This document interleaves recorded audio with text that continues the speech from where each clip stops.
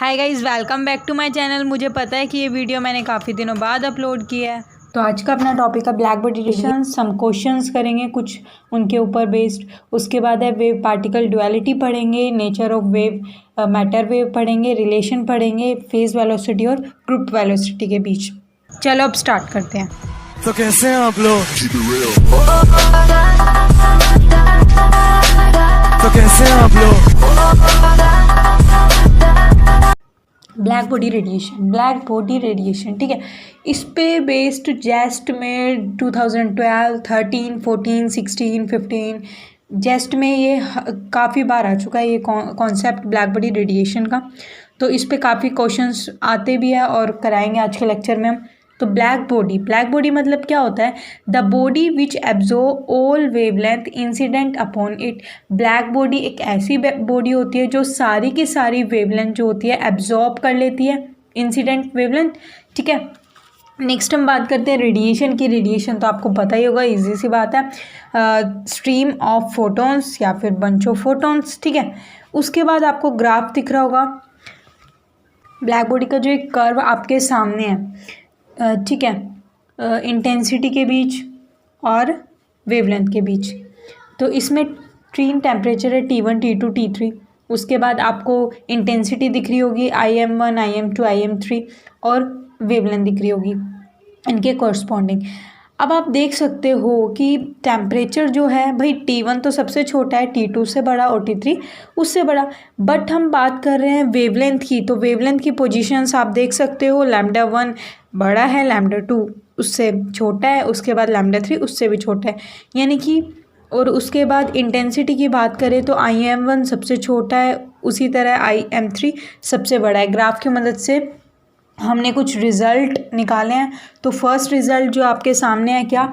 Eight a particular temperature T if we increase the wavelength then their corresponding intensity also increase. क्या किसी भी particular temperature पे आप देख सकते हो ग्राफ के अंदर, अगर जैसे जैसे हम इंक्रीज़ करते हैं वेवलेंथ, उसकी कोरस्पॉन्डिंग इंटेंसिटी जो है वो भी इंक्रीज़ होती जाती है। उसके बाद लेकिन एक फिक्स वैल्यू वेवलेंथ की मैक्सिमम इंटेंसिटी हमें मिल जाती है। एक वेवलेंथ की मैक्सिमम फिक्स्ड वैल्यू पर हमें मैक्सिमम इंटेंसिटी मिल जाती है। फर्स्ट पॉइंट क्लियर है। उसके बाद नेक्स्ट चलते हैं। अगर टेम्परेचर को हम इंक्रीज़ करते हैं तो लैम्डा डिक्रीज़ होता है। भाई टेम्परेचर जैसे जैसे इंक्रीज़ कर रहे हैं वेवलेंथ वैसे वैसे डिक्रीज़ हो रही है, यानी कि एक चीज़ इंक्रीज़ एक चीज़ डिक्रीज़ क्या हो गई? Inversely proportional. तो lambda is inversely proportional to temperature, यानी कि हम बोल सकते हैं λm into T is equal to constant. भाई इंपॉर्टेंट फॉर्मूला बन सकता है λm into T is equal to constant, जैसे कि λ1 T1 is equal to λ2 T2 questions में यूज़ होगा, फिर आपको दिखाएंगे। थर्ड जो है पॉइंट हमारा, थर्ड रिजल्ट क्या था? टेम्परेचर को जब जैसे जैसे हम इंक्रीज़ कर रहे हैं इंटेंसिटी वैसे वैसे इंक्रीज़ हो रही है। अब इंटेंसिटी इंक्रीज़ हो रही है टेम्परेचर के साथ, क्या हुआ? डायरेक्टली प्रोपोर्शनल हुआ। तो आपके सामने हम लिख सकते हैं इजीली कि IM/T is equal to constant. इसके ऊपर भी बेस्ड क्वेश्चंस करेंगे। उसके बाद हमारा फोर्थ रिजल्ट है कि total intensity of black body radiation over entire range of wavelength is equal to the area under the curve. बिल्कुल, ये काफ़ी सारे क्वेश्चन में आपको मिलेगा। क्या? वही टोटल इंटेंसिटी पूछ रहा है ब्लैक बॉडी रेडिएशन का, जितनी भी एंटायर वेवलेंथ है, रेंज ऑफ वेवलेंथ है, किसके इक्वल होगी? एरिया अंडर द कर्व, जितना उसका एरिया है। बिल्कुल, यानी कि आई टोटल इंटीग्रेशन कर सकते हैं 0 से इन्फिनिटी ID लैम्डा, यानी कि आई टोटल हमारे पास जो वैल्यू आती है वो आती है सिग्मा T की power 4। I total is equal to sigma T की पावर 4 आ गया। यहाँ पे सिग्मा क्या आपका स्टीफन कांस्टेंट है। उसके बाद एनर्जी डेंसिटी आपको पता ही होगा, इंटेंसिटी अपॉन में C स्पीड ऑफ लाइट। तो U lambda D lambda is equal to intensity upon speed of light. उसके बाद आपने क्लासिकल EM थ्योरी में पढ़ा होगा U lambda is equal to 8π/kT upon lambda की पावर 4। अब देखिए, अगर मैं लैम्डा टेंड्स टू इन्फिनिटी कर देते हैं तो इंटेंसिटी हमारी क्या होगी? 0।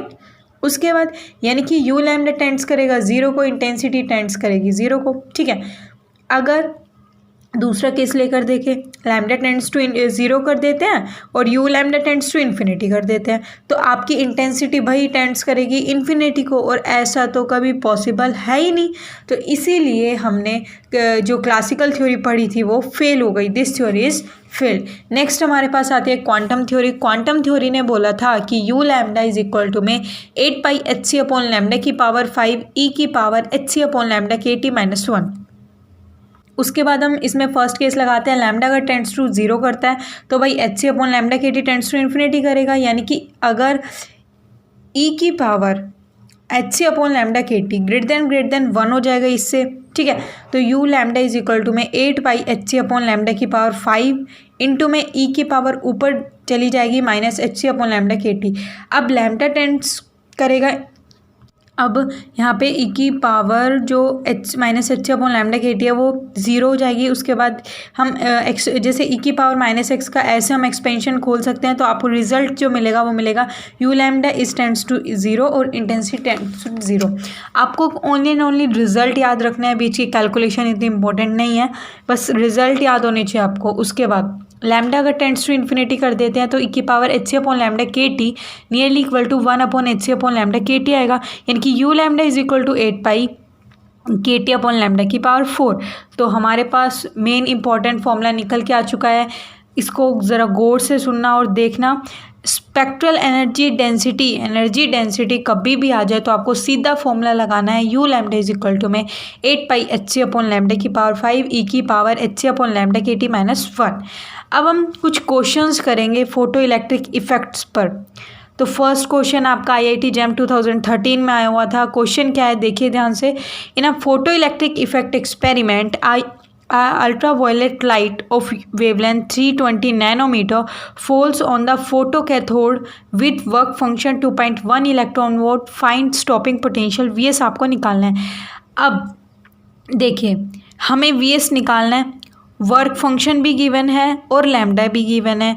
क्या लगा सकते हैं हम, आइंस्टाइन इक्वेशन लगा सकते हैं, EVS is equal to h nu minus h nu not.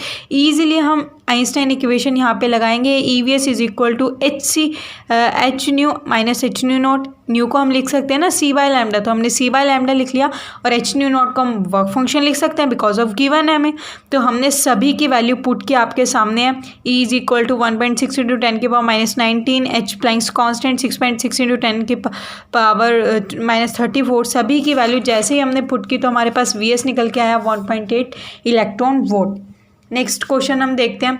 Next question हमारा IIT JAM 2013 में आया हुआ है।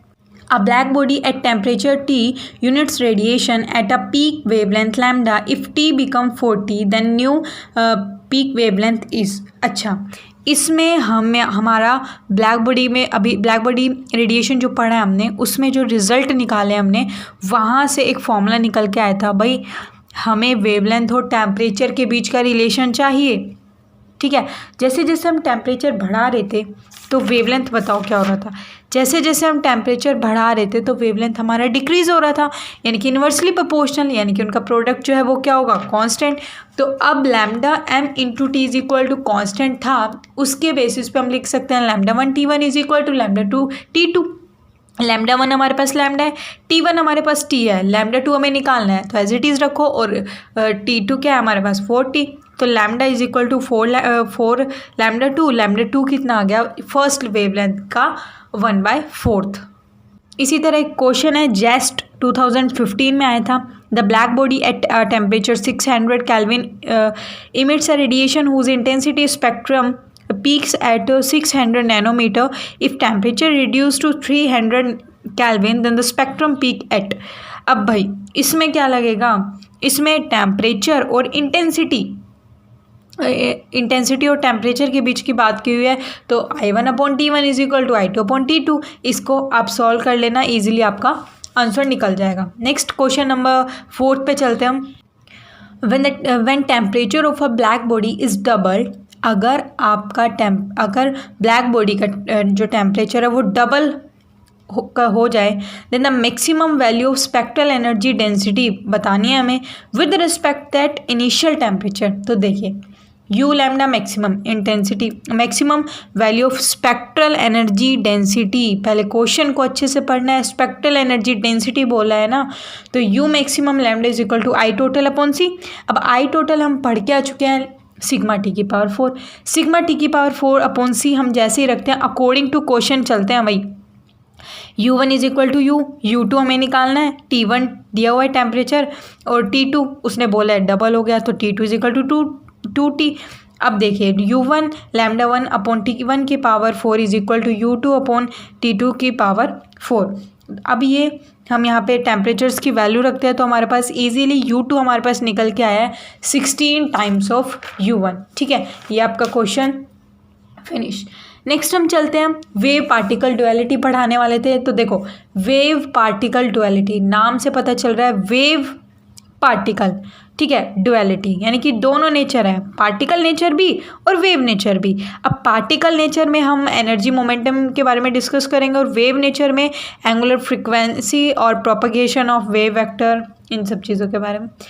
आप डी ब्रोगली वेवलेंथ पढ़कर आए हो क्लास 12th में, क्या lambda de Broglie wavelength lambda, ये नोटेशन मैंने दिखाया ताकि तुम्हें समझ आए। तो lambda is equal to h upon p. अब मोमेंटम हम पढ़ के आए हैं गामा एम नोट वी, ठीक है, तो गामा यहाँ पे क्या है, लोरेंस फैक्टर, गामा हमारे पास क्या है, Lorentz factor, gamma is equal to 1/√1 minus v square upon c square. अगर वी आपका बहुत बहुत कम है स्पीड ऑफ लाइट से तो गामा आपका 1 हो जाएगा। अब रिलेटिव स्टिक फॉर्मूला और नॉन रिलेटिव स्टिक फॉर्मूला कब कब लगाना है, कैसे कैसे लगाना है, वो अब हम पढ़ते हैं। अब रिलेटिव स्टिक में बात करते हैं तो काइनेटिक एनर्जी आप पढ़ के देखो, kinetic energy mc² minus m0c²। Relativistic mass है भाई m रिलेटिव स्टिक मास है, तो कैसे लिख सकते हैं m को m0/√1 minus v square upon c square यानी कि गामा m0। अब टोटल एनर्जी क्या होगी, kinetic energy plus potential energy. Kinetic energy आप लिख के डाल दो फटाक से, mc² minus m0c² plus potential energy क्या होगी, m0c² कैंसिल हो गया, E is equal to mc²। आपको पता ही होगा रिलेशन, ये क्या है, मास एनर्जी इक्विवेलेंस रिलेशन, ठीक है। उसके बाद एनर्जी और मोमेंटम का भी रिलेशन आप पढ़ के आए हो, E² is equal to p²c² plus m0c² plus m0² c की पावर 4। यहाँ पे आप टोटल एनर्जी का जो वैल्यू है वो डालोगे, उसके बाद आपको ये जो रिज़ल्ट है आपको मिलेगा। ये रिज़ल्ट आपको याद रखना है, momentum P is equal to यहाँ से आ जाएगा, ये आपका रिलेटिव स्टिक फॉर्मूला है। अब हम केसेस 3 केसेस डिस्कस करेंगे। केस फर्स्ट में अगर काइनेटिक एनर्जी को बहुत बहुत कम कर देता है तो हमारा मोमेंटम ये आ जाएगा, ये नॉन रिलेटिव स्टिक फॉर्मूला है। केस 2 में अगर E के is nearly equal to 2 m0c² हुआ तो ऑलवेज यूज आपको रिलेटिव स्टिक फॉर्मूला करना है। अगर third case V is nearly equal to C आ जाएगा यानी कि V इन दोनों रेंज के बीच में है तो आपको रिलेटिव स्टिक फॉर्मूला लगाना है। Non relative stick formula only on one case में लगेगा, P is equal to √2 m0 ये आपका फॉर्मूला है। नेक्स्ट हम पढ़ते हैं नेचर ऑफ मैटर वेव। तो देखो नेचर पढ़ते हैं मैटर वेव का। मैटर वेव एक तो सिंगल प्लेन वेव होगी और एक सुपर पोजिशन होगी, भाई 2 या 2 से ज़्यादा प्लेन वेव मिल जाएगी तो सुपर पोजिशन ही हो गई। तो फर्स्ट हम देखते हैं matter wave is a single plane wave. उसमें क्या होता है, फेज वेलोसिटी और पार्टिकल की वेलोसिटी दोनों आपकी इक्वल होगी। सेकेंड हम बात करते हैं matter wave is a superposition of 2 और मोर प्लेन वेव यानी कि ग्रुप वेलोसिटी। सुपर पोजिशन जब भी आता है तो ग्रुप वेलोसिटी ऑब्वियस सी बात है। फर्दर क्या होगा, group velocity is equal to particle की वेलोसिटी के इक्वल हो जाएगी। अब देखो फर्स्ट हम देखते हैं इक्वेशन, पहले हम matter wave is a single plane wave थोड़ा डिस्क्राइब करते हैं। देखिए क्या है वो equation of single plane wave. तो देखो इक्वेशन क्या है सिंगल प्लेन वेव की, y is equal to a sine omega t minus k x. अब omega t minus k x है भाई क्या, फेस पार्ट, ठीक है, यस और no. Then those velocity which obtain from phase part is known as phase velocity. भाई आपकी वो वेलोसिटी जो फेज पार्ट से आपके पास आती है, ठीक है, सॉल्व करने के बाद आपको फेज पार्ट से जो वेलोसिटी मिलती है उसे हम फेज वेलोसिटी बोलते हैं। अब जस्ट आप क्या फेज उठाओगे उसका, omega t minus k x equal to 0। अब omega t is equal to k x होने के बाद omega upon k is equal to x upon t easily लिख सकते हैं। भाई एक्स अपॉन टी क्या होता है, वेलोसिटी, यहाँ पे फेज से निकाला है तो फेज वेलोसिटी हो गई, v p is equal to omega upon k. ये आपकी क्या है, phase velocity of wave. Next हम बात करते हैं फेज वेलोसिटी पार्टिकल की भी तो निकालेंगे। तो वी पार्टिकल क्या होगा, कुछ नहीं करना भाई, ओमेगा अपॉन के हम पढ़ के आए हैं अभी। आप एच कट और एच कट से मल्टीप्लाई डिवाइड कर दो। अब एच कट ओमेगा ई होती है एनर्जी, और एच कट के पी होता है मोमेंटम। अब एनर्जी क्या होती है, एम नोट सी स्क्वायर, मोमेंटम क्या होता है, एम नोट वी। दोनों की वैल्यू आप रखोगे। अब वी पार्टिकल हमारे पास क्या आ चुका है, सी स्क्वायर अपॉन वी, यानी कि सी अपॉन वी इंटू में सी। अब ऐसे लिखे भाई, सी अपॉन वी कभी भी ग्रेटर देन 1 होगा, तो भाई ये एजम्पशन फेल हो गई। ठीक है, सेकंड हम देखते हैं equation of plane wave. Plane wave में हमारे पास y1 ले लिया, y2 ले लिया। ठीक है, उसके बाद y क्या होगा, दोनों को प्लस कर दो। अब साइन ए प्लस साइन बी का फॉर्मूला यहाँ पे यूज़ होगा, जो आपके सामने आपको पता भी होना चाहिए, ये तो बेसिक चीज़ है। उसके बाद y इक्वल टू आपके पास ये आ जाएगा। अब स्टार्टिंग का जो है ये 2 cos 1/2 del omega t minus del k x, या ये आपका क्या है एम्पलीट्यूड, और ये sine omega t minus k x, ये क्या है फेज। सिंगल प्लेन वेव की बात करते हैं तो ऐसे जाएगी वेव। उसके बाद वेव पैकेट्स की बात करते हैं भाई, इसमें ग्रुप वेलोसिटी आएगी। तो देखना, एक तो वेव अंदर जाएगी और एक बाहर से शेप बनेगी वेव की टाइप की। तो ये बाहर वाली क्या होगी, ग्रुप वेलोसिटी, और अंदर जो वेव ऐसे चल रही है वो होगी उसकी फेज वेलोसिटी। फेज वेलोसिटी हमेशा याद रखनी है omega by k, group velocity याद रखनी है d omega by d k. V p p phase velocity of particle, v p p हम निकालते हैं ए अपॉन पी। अब v group velocity of particle के लिए इसको डेरिवेटिव कर दो। उसके बाद ये क्या आएगा, D E upon D P. अब E square is equal to P square C square plus M naught square C की पावर 4, हमारे पास रिलेशन पता है। यहाँ से हम D E upon D P की वैल्यू निकालते हैं और पुट करते हैं जस्ट इसमें, तो हमारे पास V G P P is equal to V I है, यानी कि सेकेंड एजम्पशन हमारा ट्रू है। कौन सा वाला भाई, मैटर वेव कैसी थी, मैटर वेव 2 और मोर प्लेन वेव से मिलके सुपरपोजिशन, उसमें क्या था, ग्रुप वेलोसिटी पार्टिकल की वेलोसिटी के इक्वल होनी चाहिए, और यहाँ पे हो रही है, यानी कि हमारा सेकंड अजम्पशन क्या है, ट्रू। उसके बाद रिमार्क, एक learn phase velocity and group velocity of wave particle आपको हमेशा याद रखना है, काफ़ी बार क्वेश्चंस आएंगे। लास्ट एंड फाइनल टॉपिक है हमारा रिलेशन निकालेंगे हम फेज वेलोसिटी और ग्रुप वेलोसिटी के बीच में।